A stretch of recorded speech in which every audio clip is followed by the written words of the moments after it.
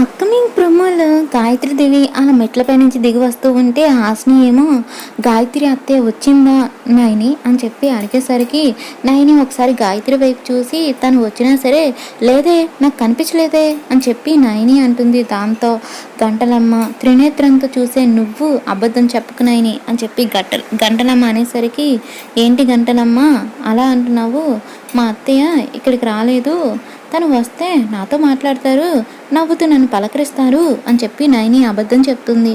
దాంతో గంటలమ్మ నయని గాయత్రీదేవి ఆత్మ ఇక్కడికి వచ్చింది, నీ పక్కనే నిలబడింది అని గంటలమ్మ అనేసరికి నయని విషయాలు అందరూ కూడా షాక్లో ఉంటే ఇక సుమన ఏమో మా అక్క నిజం చెప్తుందో అబద్ధం చెప్తుందో ఇప్పుడే తేల్చేస్తా అని చెప్పి సుమన ఆవేశంగా అనేసరికి ఎలా చిట్టి అని చెప్పి ఆశని అడుగుతూ ఉంటే గాయత్రినో గానవి పాపను తీసుకుని వచ్చి వాళ్ళ మీద ప్రమాణం చేపిస్తా అని చెప్పి సుమన గాయత్రిని కానీ గానవిని కానీ తీసుకురావడానికి పైకి వెళ్తూ ఉంటుంది. ఇక గంటలమ్మ ఏమో రా సుమన రా, ఆ కోణల్ని తీసుకొని రా అని చెప్పి అంటుంది.